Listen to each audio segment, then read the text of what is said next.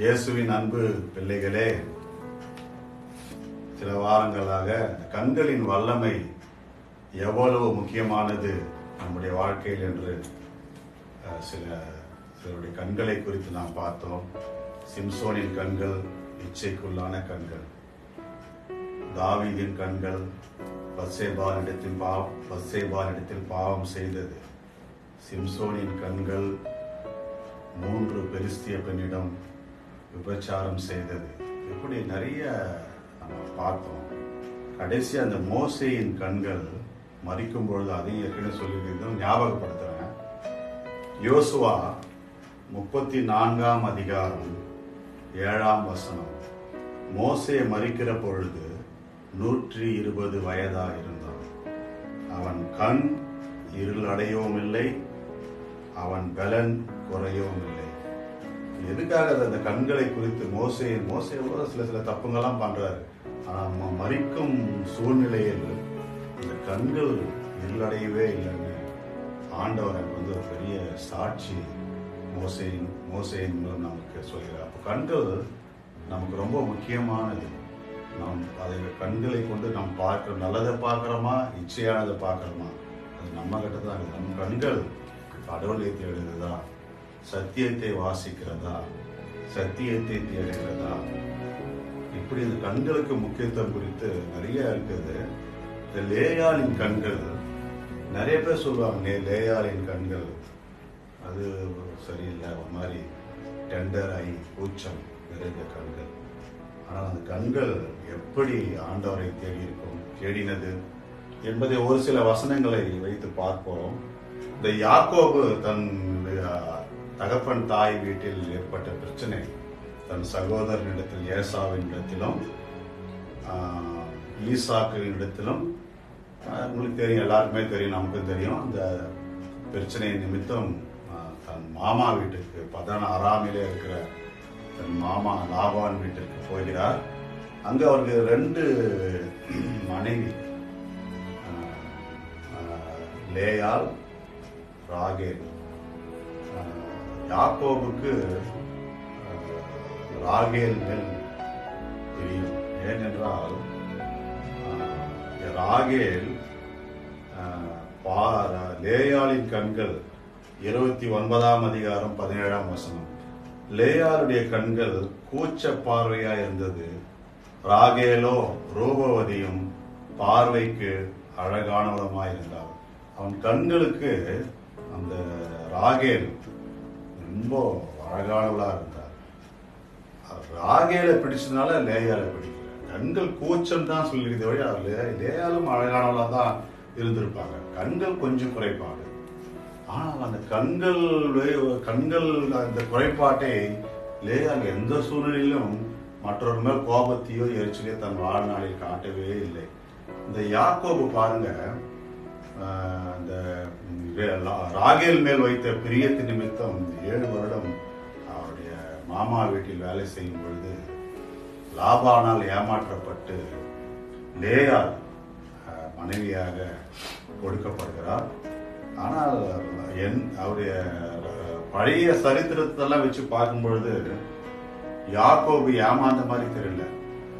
லேயால் என்று அடுத்த நாள் பொழுது விடிந்த பிறகுதான் காண்பதாக சொல்லியிருந்தாலும் யாக்கோபனுடைய பழைய சரித்திரத்தை வைத்து அவர் ஏமாற்றுபவர்.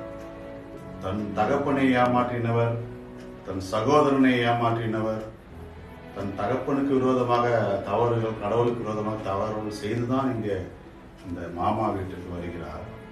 லேயால் என்ற கண்டிப்பா அந்த கல்யாணம் அந்த ராத்திரி நேரத்தில் கண்டுபிடிச்சிருக்க முடியும், பேசியிருப்பாங்க, கண்டுபிடிச்சிருக்க முடியும். தன்னுடைய மாம்ச பலவீனம் இச்சையினால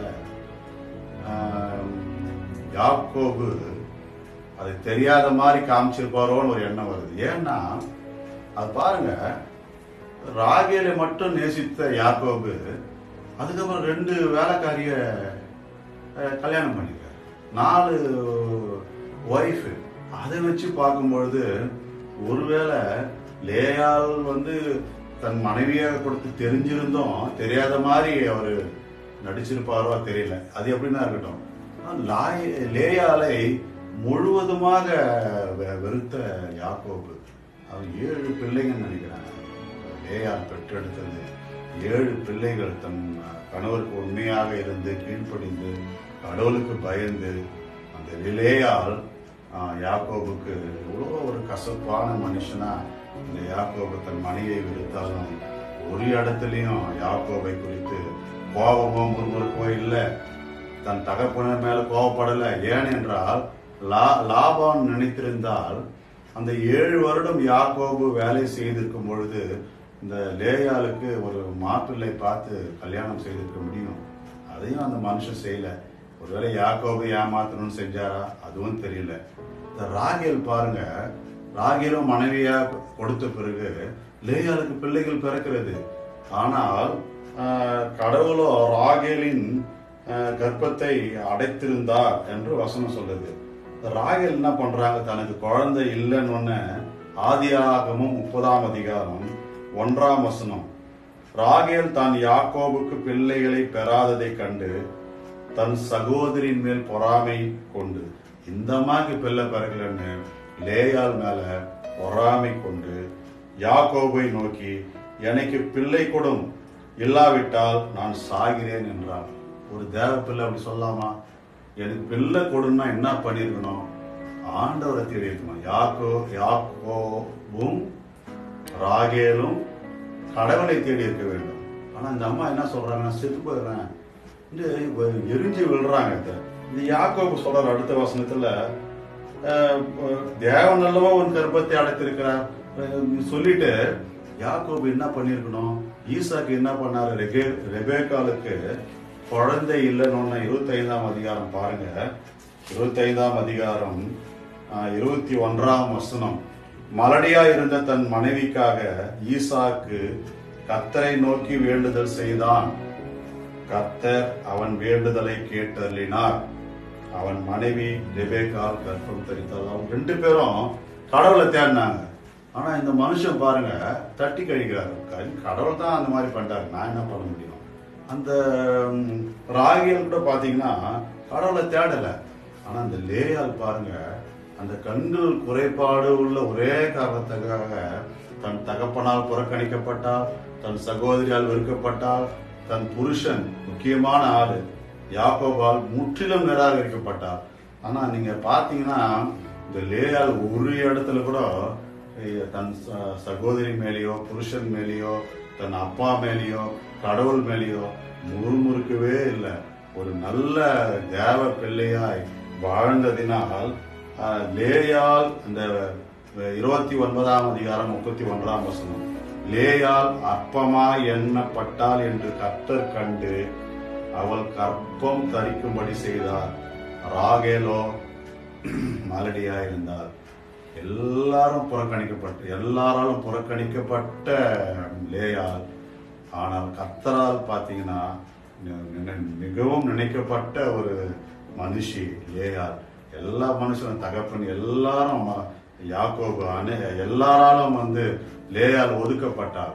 குறைந்து மதிப்பீடு செய்யப்பட்ட லேயாள் அதிகமான மதிப்பு கொடுத்த கடவுள் பாருங்க எவ்வளவு பெரிய அந்தஸ்தை கொடுக்கிறாரு. 7 பிள்ளைங்க நினைக்கிறேன். அந்த யூதான்ற பிள்ளையை அவன் பெற்றெடுக்கும் போது, நான் இப்பொழுது கர்த்தரை துதிப்பேன் என்ற 35ஆம் வசனம் 29ஆம் அதிகாரம், கர்த்தரை துதிப்பேன் என்று தன்னை லேயாள் முற்றிலுமாக அங்கே ஒப்பு கொடுக்கிறார். அந்த மாதிரி ராகேல் எங்கேயுமே பண்ண மாதிரி தெரியல. ராகேல் தன் தகப்பன் வீட்டை விட்டு பிரியும் பொழுது அவரு விக்கிரக ஆராதனைக்காரர் அந்த மனுஷன், அந்த யாரு அந்த லாபான், அந்த சொரூபங்களை எல்லாம் பாத்தீங்கன்னா இந்த விக்கிரகங்களை ராகேல் திருடின்னு வராங்க. அப்ப பாருங்க, அது மனசு ஒரு நிரந்தரமா இல்லை. கடவுளை தேடி இருப்பாங்க. அவங்களுக்குள்ள அந்த விக்கிரக வழிபாடு சுபாவம், தன் தகப்பன் கிட்ட இருந்த பழக்க வழக்கங்கள் இருந்ததுனால அந்த சொரூபங்களை நம்ம தன் புருஷன் வீட்டுக்கு திரும்பி போகும்போது வசனம் இருக்கிறது, நீங்க படிச்சு பாருங்க.